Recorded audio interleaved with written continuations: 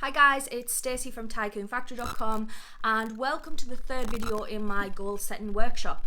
So in the first video we looked at your ideal life, and this was your long-term goal. So you should have written down exactly what your ideal life looks like, where you live, what you do in an ideal day, what your car is, and you should have costed that out so that you know that in the long term, and that's not necessarily this year, but you know that in the long term exactly what you need to be earning to live your ideal life, and obviously that's the long-term goal.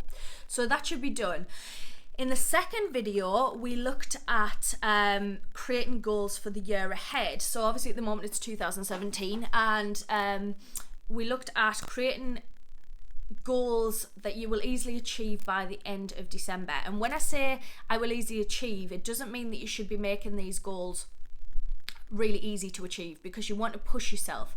But what I talked about in the previous video was using the present tense, so saying I will easily achieve this by this date, rather than saying I want to or I will. So it's I have easily achieved this by this date. So talking about goals in the present tense. Please go back and watch the first two videos if you haven't yet, just because this video will make a lot more sense if you have watched and completed those first two tasks. So we should now have our 2017 goals in place, or our 2018, 19, whenever you're watching these videos. So you should have your year ahead goals in place. So that's stage 2 of the goal setting workshop. So stage 3 is we're going to start and break that down. So what I want you to do is to go out and get yourself a very special notebook, which is for your goals for this year. And on one page write January, the next page write February, March, April, May, June, up till December. And what we're now going to do is to break those goals down so we can track our progress over the year.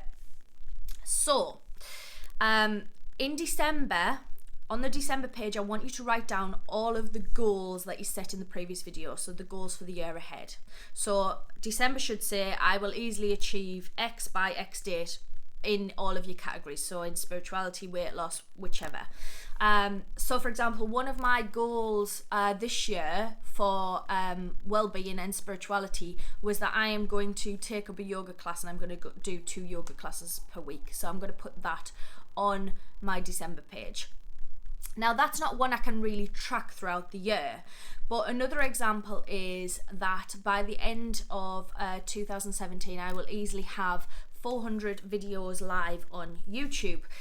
So I'm going to put that onto my December page, and that's one I can break down over the year to track my progress. So for example, if I am going to make 400 YouTube videos by December, by June I need to have 200 done.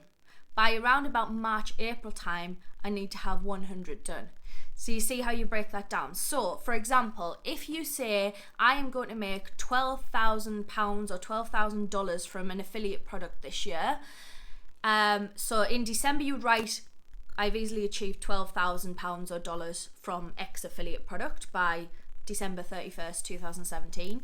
And then what you're going to do is you're going to break that number down. So you divide that number by 12, and every month you've got a tracking thing then. So obviously if I divide that number by 12, it means that I'm going to earn $1,000 per month from an affiliate product. So it means in January I'm going to write I've made $1,000 from this affiliate product.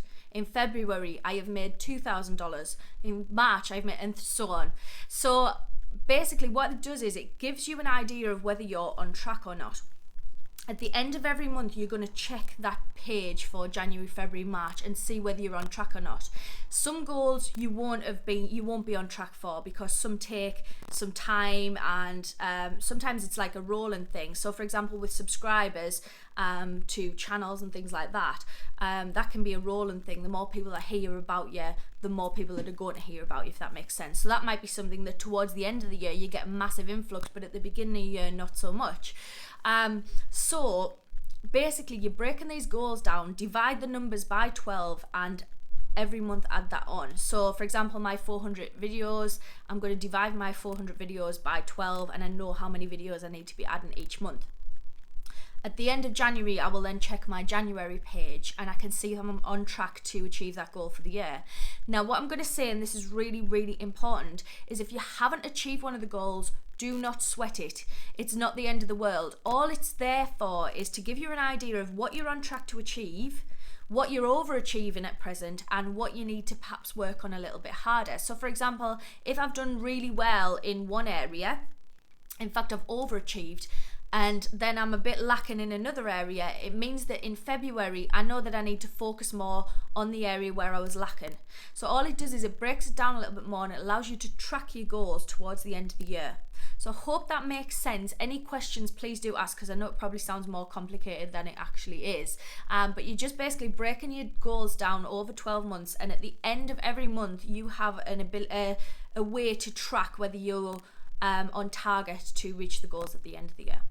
Okay, bye.